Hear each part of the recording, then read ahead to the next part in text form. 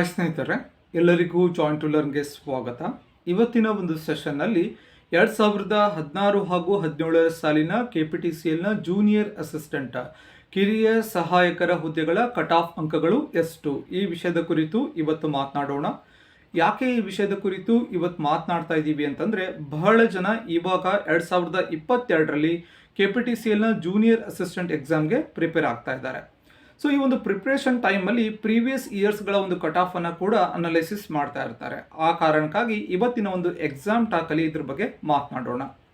So cut off ಯಾಕೆ ನಾವು ತಿಳ್ಕೋಬೇಕು, ಕೇವಲ KPTCL ಎಕ್ಸಾಮ್ ಮಾತ್ರ ಅಂತಲ್ಲ, ಯಾವುದೇ ಎಕ್ಸಾಮನ್ನು ನಾವು ಪ್ರಿಪೇರ್ ಆಗುವಾಗ ಪ್ರೀವಿಯಸ್ ಇಯರ್ಸ್ಗಳ ಒಂದು ಕಟ್ ಆಫ್ ಟ್ರೆಂಡ್ ಏನಿದೆ, ಕಟ್ ಆಫ್ನ ಒಂದು ರೇಷಿಯೋ ಏನಿದೆ, ಅದನ್ನು ಕೂಡ ನಾವು ತಿಳ್ಕೋಬೇಕಾಗತ್ತೆ. ಕಾರಣ ಇಷ್ಟೇ, ಇವಾಗ ಎಕ್ಸಾಂಪಲ್ 2A ಕ್ಯಾಟಗರಿಗೆ ಸೇರಿರುವಂತಹ ಒಬ್ಬ ಅಭ್ಯರ್ಥಿ ಇದ್ದಾನೆ. ಸೊ ಅವನು ಇವಾಗ 2022ರಲ್ಲಿ ಪ್ರಿಪೇರ್ ಆಗ್ತಾ ಇರ್ತಾರೆ. ಸೊ ಅವಾಗ ಅವ್ರಿಗೊಂದು ಟಾರ್ಗೆಟನ್ನು ಸೆಟ್ ಮಾಡ್ಕೊಳ್ಳೋಕ್ಕೆ ಪ್ರೀವಿಯಸ್ ಇಯರ್ಸ್ಗಳ ಒಂದು ಕಟ್ ಆಫನ್ನು ನೋಡಿದಾಗ, ಎಕ್ಸಾಂಪಲ್ 2A ಕ್ಯಾಟಗರಿಗೆ 40 ಇದೆ, 40 ಮಾರ್ಕ್ಸ್ ಇದೆ ಔಟ್ ಆಫ್ 100 ಅಂತ ಅಂದಾಗ, ಸೊ ನಮಗೆ ಒಂದು ರೇಂಜನ್ನು ಇಟ್ಕೊಂಡು ನಮಗೆ ಓದೋಕ್ಕೆ ಅನುಕೂಲ ಆಗುತ್ತೆ. ಸೊ ಆ ಕಾರಣಕ್ಕಾಗಿ ಕಟ್ ಆಫನ್ನು ನಾವು ಒಂದು ತಿಳ್ಕೋಬೇಕಾಗತ್ತೆ. ಹಾಗಾದರೆ ಇನ್ನೊಂದು ಪ್ರಶ್ನೆ ಬರುತ್ತೆ, ಹಾಗಾದರೆ ಲಾಸ್ಟ್ ಇಯರ್ನ ಕಟ್ ಆಫು 55 ಇದೆ ಅಂತ ಅನ್ಕೊಂಡ್ರೆ ಜನರಲ್ ಮೆರಿಟ್ಗೆ, ಈ ವರ್ಷನೂ 55ನೇ ಇರುತ್ತಾ ಅಂತ ಪ್ರಶ್ನೆ. ಆನ್ಸರ್ ಬಂದ್ಬಿಟ್ಟಿದ್ದಕ್ಕೆ ನೋ ಅಂತ ಆಗುತ್ತೆ.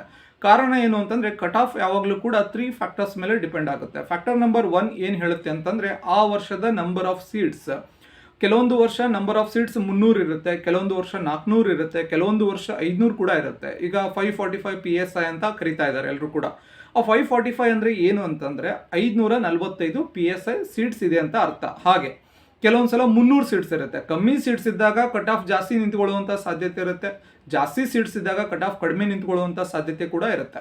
ಸೊ ಹಾಗೆ ಕಟ್ ಆಫ್ ಯಾವಾಗಲೂ ಕೂಡ 3 ಫ್ಯಾಕ್ಟರ್ಸ್ ಮೇಲೆ ಡಿಪೆಂಡ್ ಆಗುತ್ತೆ. ಫ್ಯಾಕ್ಟರ್ ನಂಬರ್ 1 ಏನೇನು? Factor number 1 number of seats. So number of seats ಎಷ್ಟಿದೆ.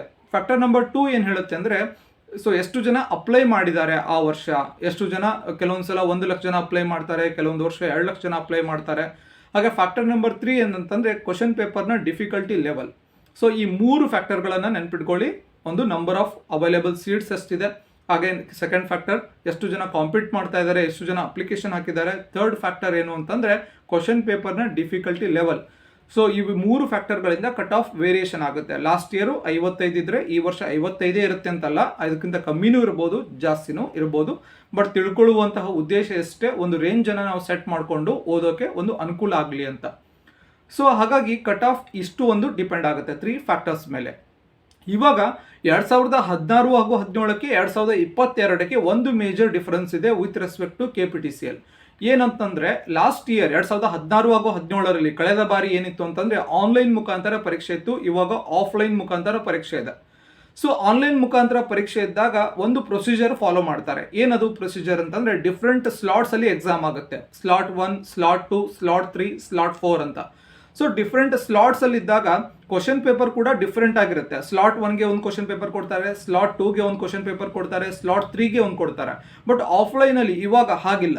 ಒಂದೇ ಸಲ ಒಂದೇ question paper all over the Karnataka ಎಲ್ಲ ಕಡೆ ಒಂದೇ ಕ್ವಶನ್ ಪೇಪರ್ ಕೊಡ್ತಾರೆ. ಒಂದೇ ಟೈಮಲ್ಲಿ OMR ಶೀಟ್ ಇರುತ್ತೆ, ಆವಾಗಲೇ ಎಲ್ಲರೂ ಕೂಡ ಆನ್ಸರ್ಸನ್ನು ಮಾಡ್ತಾರೆ.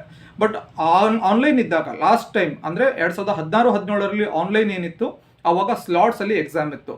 ಸೊ ಆ ಒಂದು ಸ್ಲಾಟ್ಸಲ್ಲಿ ಸ್ಲಾಟ್ 1ಅಲ್ಲಿ ಎಕ್ಸಾಂಪಲ್ ಇವಾಗ 50,000 ಜನ ಎಕ್ಸಾಮನ್ನು ಬರೀತಾರೆ ಅಂತ ಅಂದ್ಕೊಂಡ್ರೆ, 50,000 ಜನಕ್ಕೆ ಒಂದು ಇಕ್ವಿ ಪರ್ಸೆಂಟೇಜ್ ಫಾರ್ಮುಲಾನ ಅಪ್ಲೈ ಮಾಡಿ ಅದರಲ್ಲಿ ಕೆಲವೊಂದು ಜನನ ಸೆಲೆಕ್ಟ್ ಮಾಡ್ತಾರೆ. ಸೊ ಹಾಗೆ ಸ್ಲಾಟ್ 2, ಸ್ಲಾಟ್ 3, ಸ್ಲಾಟ್ 4 ಅವಾಗ ಏನಾಗುತ್ತೆ, ಕಟ್ ಆಫ್ ವೇರಿಯೇಷನ್ಸು ಡಿಫ್ರೆಂಟ್ ಆಗುತ್ತೆ. ಇಲ್ಲಿ ಯಾಕೆ ಈ ರೀತಿ ಮಾಡ್ತಾರೆ ಅಂತಂದರೆ, ಕಟ್ ಆಫನ್ನು ಈಕ್ವಲ್ ಮಾಡೋಕ್ಕೆ. ಅಂದರೆ ಡಿಫ್ರೆಂಟ್ ಸ್ಲಾಟ್ಸಲ್ಲಿ ಎಕ್ಸಾಮ್ ಇರೋದ್ರಿಂದ ಈ ಕ್ವಶನ್ ಪೇಪರ್ ಡಿಫಿಕಲ್ಟಿನೂ ಬೇರೆ ಬೇರೆ ಇರೋದ್ರಿಂದ ಅದನ್ನು ಕೂಡ ಈಕ್ವಲ್ ಮಾಡೋಕ್ಕೆ ಈ ಒಂದು ಫಾರ್ಮುಲಾನ ಅಪ್ಲೈ ಮಾಡ್ತಾರೆ. ಬಟ್ ಇವಾಗ ಆ ರೀತಿ ಇಲ್ಲ. ಸೊ ಇವಾಗ ಇರೋದೇ ಕೇವಲ ಒಂದು ಆಫ್ಲೈನ್ ಮೋಡಲ್ಲಿ ಇರೋದ್ರಿಂದ ಓನ್ಲಿ 1 ಕ್ವಶನ್ ಪೇಪರ್ ಇರುತ್ತೆ, ಕಟ್ ಆಫ್ ಕೂಡ ಬೇರೆ ಒಂದು ಫಾರ್ಮೆಟಲ್ಲೇ ಇರುತ್ತೆ. ನಾರ್ಮಲ್ ಆಗಿ ಯೂಶುವಲಿ ಹೇಗೆ ಒಂದು ಆಫ್ಲೈನ್ ಮೋಡಲ್ಲಿ ಎಕ್ಸಾಮ್ ಆದ ಕಟ್ ಆಫ್ ಹೇಗೆ ಕ್ಯಾಲ್ಕುಲೇಟ್ ಮಾಡ್ತಾರೆ, ಅದೇ ರೀತಿ ಕ್ಯಾಲ್ಕುಲೇಟ್ ಮಾಡ್ತಾರೆ. ಈಗ ಒಂದು ಎಕ್ಸಾಂಪಲ್ ತೊಗೊಳ್ಳೋದಾದರೆ 2A ಕ್ಯಾಟಗರಿಯಲ್ಲಿ ಒಂದು 10 ಸೀಟ್ ಇದೆ ಅಂತ ಅಂದ್ಕೊಂಡ್ರೆ, 10 ಸೀಟಲ್ಲಿ ಕಟ್ ಆಫ್ ಹೇಗಿರುತ್ತೆ ಅಂತಂದರೆ, 2A ಕ್ಯಾಟಗರಿಯಲ್ಲಿ ಯಾರು ಚೆನ್ನಾಗಿ 10 ಜನ ಚೆನ್ನಾಗಿ ಸ್ಕೋರ್ ಮಾಡ್ತಾರೆ, ಅಪಾರ್ಟ್ ಫ್ರಮ್ ಜನರಲ್ ಮೆರಿಟ್ ತೊಗೊಂಡ್ರೆ ಅವರಿಗೆ ಒಂದು ಕಟ್ ಆಫ್ ಇರುತ್ತೆ. ಸೊ ಇವಾಗ ಲಾಸ್ಟ್ ಇಯರ್ನ ಕಟ್ ಆಫ್ ಹೇಗಿತ್ತು ಅಂತಂದರೆ, ಈಗ ಬೆಸ್ಕಾಮಲ್ಲಿ ಒಂದು 2Aಯಲ್ಲಿ 1 ಸೀಟ್ ಇದೆ ಅಂತ ಅಂದ್ಕೊಂಡ್ರೆ, 2A ಜನರಲಲ್ಲಿ 1 ಸೀಟ್ ಇದೆ ಅಂತ ಅಂದ್ಕೊಳ್ಳೋಣ ಬೆಸ್ಕಾಮಲ್ಲಿ. ಸೊ ಆವಾಗ 99.25% ಮಾರ್ಕ್ಸ್ ಅಂತ ಇದೆ. ಆ ಒಂದು ಶೀಟನ್ನು ನೋಡಿದಾಗ ಆ ರೀತಿ ಇದೆ. ಲಾಸ್ಟ್ ಇಯರ್ 2016-17 ಕಳೆದ ಬಾರಿ ಇದು ಲಾಸ್ಟ್ ಇಯರ್ ಅಂತ ನಾನು ಏನು ಹೇಳ್ತಾ ಇದ್ದೀನಿ, ಇದು ಲಾಸ್ಟ್ ಇಯರ್ ಅಂದರೆ 2021 ಅಲ್ಲ, 2016-17 ಕಳೆದ ಬಾರಿಯ ಒಂದು ಕಟ್ ಆಫ್ ಆಗಿರುತ್ತೆ. ಅಲ್ಲಿ ಇಕ್ವಿ ಪರ್ಸೆಂಟೈಲ್ ಫಾರ್ಮುಲಾನ ಅಪ್ಲೈ ಮಾಡಿರೋದ್ರಿಂದ ಸೊ ಇದು 2A ಅಲ್ಲಿ ಒಂದು ಸೀಟ್ ಇದೆ. 2A ಅಲ್ಲಿ ಏನು ಮಾಡಿದ್ದಾರೆ 99.85 ಇಕ್ವಿ ಪರ್ಸೆಂಟೈಲ್ ಮಾರ್ಕ್ಸ್ ಅಂತ ಇದೆ. ಅಂದರೆ ಒಂದೇ ಸೀಟ್ಗೆ ಆ ಒಂದು ಫಾರ್ಮುಲಾನ ಅಪ್ಲೈ ಮಾಡಿದಾಗ ಆ ಇಕ್ವಿ ಪರ್ಸೆಂಟೈಲ್ ಮಾರ್ಕ್ಸ್ ಅಷ್ಟು ಬರುತ್ತೆ ಅಂತ ಅರ್ಥ. ಔಟ್ ಆಫ್ 100 ಮಾರ್ಕ್ಸ್ಗೆ ಏನು ಕ್ವಶನ್ ಪೇಪರ್ ಇರುತ್ತೆ 40 ತೊಗೊಂಡಿರ್ತಾರೆ. ಬಟ್ ಎಲ್ಲರನ್ನೂ ಕಂಪೇರ್ ಮಾಡುವಾಗ ಸೊ ಏನು ಔಟ್ ಆಫ್ 50,000 ಮೆಂಬರ್ಸ್ ಎಕ್ಸಾಮನ್ನು ಬರೆದಿರ್ತಾರೆ ಒಂದು ಸ್ಲಾಟ್ 1 ಅಲ್ಲಿ. ಆ 50,000 ಮೆಂಬರ್ಸಲ್ಲಿ ಈ ಒಬ್ಬ ಪರ್ಸನ್ನ ಮಾರ್ಕ್ಸನ್ನು ಕ್ಯಾಲ್ಕುಲೇಟ್ ಮಾಡುವಾಗ ಅದು 99.85% ಅಂತ ಬರುತ್ತೆ. ಹಂಗಂದ ತಕ್ಷಣ ಅಷ್ಟು ಮಾರ್ಕ್ಸ್ ತೊಗೊಂಡಿದ್ದಾರೆ ಅಂತ ಅರ್ಥ ಅಲ್ಲ. ಅದು ಔಟ್ ಆಫ್ 100ಗೆ 99 ತೊಗೊಂಡಿಲ್ಲ ಅವರು, ಔಟ್ ಆಫ್ 100ಗೆ 40-45ನೇ ತೊಗೊಂಡಿರ್ತಾರೆ.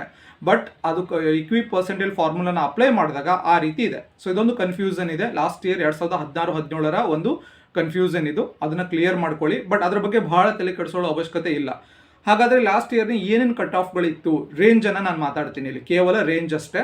ಬಿಕಾಸ್ ಇಲ್ಲಿ ಎಕ್ಸಾಕ್ಟಾಗಿ ಮಾತಾಡೋಕ್ಕೆ ಬರಲ್ಲ. ಕಾರಣ ಇಷ್ಟೇ, ಅದೊಂದು ಮೆಥಡೇ ಬೇರೆ ಇದೆ. ಇಕ್ವಿ ಪರ್ಸೆಂಟೈಲ್ ಅಂತ ಒಂದು ಮೆಥಡ್ ಇದೆ, ಅಲ್ಲಿ ಎಲ್ಲೂ ಕೂಡ ಡೈರೆಕ್ಟಾಗಿ ಕಟ್ ಆಫನ್ನು ಮೆನ್ಷನ್ ಮಾಡಿಲ್ಲ.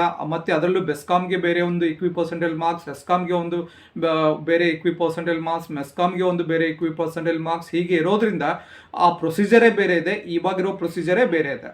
ಆ ಕಾರಣಕ್ಕಾಗಿ ಒಂದು ರೇಂಜನ್ನು ನಾನು ಇಲ್ಲಿ ಹೇಳ್ತೀನಿ. ಏನು ರೇಂಜ್ ಅಂತಂದರೆ GM ಅಲ್ಲಿ ಕಳೆದ ಬಾರಿ 2016-17 GM ಅಲ್ಲಿ 50 to 55-60 ರೇಂಜಲ್ಲಿ GM ಅಲ್ಲೂ ಕೂಡ GM Kannada, GM women, GM rural ಅಂತ ಬರುತ್ತೆ, ಮತ್ತು PDP ಅಂತ ಬರುತ್ತೆ. ಸುಮಾರು ಜನ ಪ್ರಶ್ನೆ ಕೇಳ್ತಾರೆ PDPಯಲ್ಲಿ ಎಷ್ಟು ಕಟ್ ಆಫ್ ನಿಂತ್ಕೊಳ್ಳುತ್ತೆ. ಕೆಲವೊಂದು ಸಲ PDPಗೆ ಸೀಟ್ಸೇ ಇರೋದಿಲ್ಲ. ಸೊ ಅದನ್ನು ನೀವು ನೋಟಿಫಿಕೇಷನಲ್ಲಿ ಅಬ್ಸರ್ವ್ ಮಾಡಬೇಕು. ಸೊ ಅಷ್ಟೇ ವೇರಿಯೇಷನ್ಸ್ ಎಷ್ಟಾಗುತ್ತೆ, GM to GM ರೂರಲ್ಗೆ ಒಂದು 2ರಿಂದ 3 ಮಾರ್ಕ್ಸ್ ವೇರಿಯೇಷನ್ ಆಗುತ್ತೆ. ಸೊ ರೇಂಜ್ ಹೇಳ್ಬಿಡ್ತೀನಿ, GM ಅಲ್ಲಿ 50 to 55-60 ಒಂದು ರೇಂಜು ಕಳೆದ ಬಾರಿ ಇತ್ತು. ಅದೇ ರೀತಿ ನೆಕ್ಸ್ಟ್ 3Bಗೆ ಅದಕ್ಕಿಂತ ಕಡಿಮೆ. ಸೊ ಒಂದು ಕೆಲವೊಂದು ಸಲ 3Bಗೆ ನಿಂತಷ್ಟೇ GMಗೂ ಇರುತ್ತೆ. ಯಾಕಂದರೆ ನಂಬರ್ ಆಫ್ ಸೀಟ್ಸ್ ಅಂತ ಹೇಳ್ತಾ ಇದ್ದೀನಿ ನಾನು ಆಲ್ರೆಡಿ. 3Bಗೆ ಕೆಲವೊಂದು ಸಲ 1 ಸೀಟ್ ಇರ್ಬೋದು, 2 ಸೀಟ್ ಇರ್ಬೋದು, 3 ಸೀಟ್ ಇರ್ಬೋದು.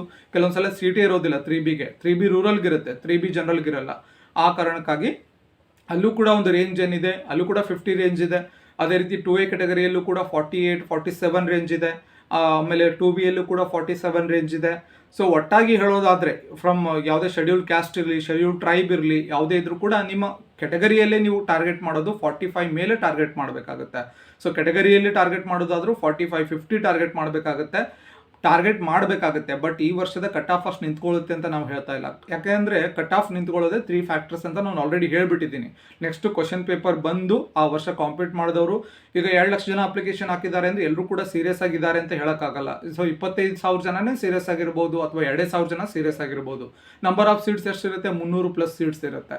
ಸೊ ಆ ಕಾರಣಕ್ಕಾಗಿ ರೇಂಜ್ ಅಷ್ಟಿದೆ. ಲಾಸ್ಟ್ ಇಯರ್ನ ಕಟ್ ಆಫ್ ರೇಂಜ್ ಏನು, ಶೆಡ್ಯೂಲ್ ಕ್ಯಾಸ್ಟ್ ಇರಲಿ, ಶೆಡ್ಯೂಲ್ ಟ್ರೈಬ್ ಇರಲಿ, ಕೆಟಗರಿ 1 ಇರಲಿ, 2A ಇರಲಿ, 2B ಇರಲಿ, ನಿಮ್ಮ ರೇಂಜ್ ಸೆಟ್ ಮಾಡ್ಕೊಳ್ಳಿ. ಮೋರ್ ದೆನ್ 45 GMದವ್ರಂತರೂ ಮೋರ್ ದೆನ್ 60 ನೀವು ಟಾರ್ಗೆಟನ್ನು ಮಾಡಬೇಕು. 60, 65, 70ವರೆಗೂ ನೀವು ಟಾರ್ಗೆಟನ್ನು ಮಾಡಬೇಕಾಗುತ್ತೆ. ಸೊ ಇಲ್ಲಿ ಔಟ್ ಅಂತ ಸ್ಕೋರ್ ಮಾಡೋಕ್ಕಾಗಲ್ಲ. ಬಿಕಾಸ್ ಇದು ಕಾಂಪಿಟೇಟಿವ್ ಎಕ್ಸಾಮ್ ಆಗಿರೋದ್ರಿಂದ, 10th ಎಕ್ಸಾಮ್ ಅಲ್ಲ, ಕಾಂಪಿಟೇಟಿವ್ ಎಕ್ಸಾಮ್ ಆಗಿರೋದ್ರಿಂದ ಇಲ್ಲಿ ಔಟ್ ಅಂತೂ ಸ್ಕೋರ್ ಮಾಡೋಕ್ಕಾಗಲ್ಲ, unless and until question paper leak ಆಗದೆ ಇದ್ದರೆ. ಸೊ ಇವಾಗ ಆಗಿರುವಂಥ ಸ್ಕ್ಯಾಮ್ಸ್ಗಳಿಂದ ಎಷ್ಟೊಂದು ಜನಕ್ಕೆ ಅದು ಓದೋಕ್ಕೆ ಕೂಡ ಮನಸ್ಸು ಬರ್ತಿಲ್ಲ. ಅಂಥ ಒಂದು ಸಿಚುವೇಷನಲ್ಲಿ ಇವಾಗ ಅಂದರೂ ಕೂಡ ಓದಬೇಕಾದಂಥ ಅನಿವಾರ್ಯತೆ ಇದೆ. ಸೊ ಆದಷ್ಟು ನಿಮ್ಮ ರೇಂಜನ್ನು ಸೆಟ್ ಮಾಡ್ಕೊಳ್ಳಿ. 45 ಯಾವುದಾದ್ರೂ ಕೆಟಗರಿಯಲ್ಲಿ ಇದ್ದರೆ 45-50ವರೆಗೂ ಇರುತ್ತೆ. ಅದು ಬ್ಯಾಕಪ್ ಅಂತ ಇಟ್ಕೊಂಡು ಲಾಸ್ಟ್ ಇಯರ್ನ ಒಂದು ಕಟ್ ಆಫ್ನ ರೇಂಜ್ ಎಷ್ಟಿದೆ, 45, 50, 55ವರೆಗೂ ಇದೆ. ಸೊ ಶೆಡ್ಯೂಲ್ ಕ್ಯಾಸ್ಟ್ರು ಬೇರೆ ಬೇರೆ ಒಂದು ಕೆಟಗರೀಸಲ್ಲಿ up to general merit. So ಕೆಲವೊಂದು ಸಲ ಎಕ್ಸ್ ಸರ್ವಿಸ್ ಮ್ಯಾನ್ 35ಗೆ ಸೆಲೆಕ್ಟ್ ಆಗ್ತಾರೆ, 32ಗೆ ಸೆಲೆಕ್ಟ್ ಆಗ್ತಾರೆ. But rare cases, ex service man ಭಾಳ ಜನ ಇರೋಲ್ಲ, ಎಲ್ಲೋ ಒಬ್ರಿಬ್ರು ಇರ್ತಾರೆ ಎಕ್ಸ್ ಸರ್ವಿಸ್ ಮ್ಯಾನ್ಸ್ಗಳು ಅಪ್ಲೈ ಮಾಡೋದು. ಸೊ ಭಾಳ ಜನ ಇರಲ್ಲ. ಇಲ್ಲಿ ಮ್ಯಾಕ್ಸಿಮಮ್ ಒಂದು ಫ್ರೆಶ್ ಆಗಿ ಎಕ್ಸಾಮ್ಸನ್ನು ಬರೆಯೋರೇ ಇರೋದ್ರಿಂದ ಇದ್ರ ಬಗ್ಗೆ ಒಂದು ಸ್ಮಾಲ್ ಡಿಸ್ಕಷನ್ ಆಗಿರುತ್ತೆ, ಸ್ಮಾಲ್ ಒಂದು ಇನ್ಫಾರ್ಮೇಷನ್ ಆಗಿರುತ್ತೆ. ಸೊ ಇಷ್ಟು ಇವತ್ತಿನ ಒಂದು ಸ್ಮಾಲ್ ಇನ್ಫಾರ್ಮೇಷನ್.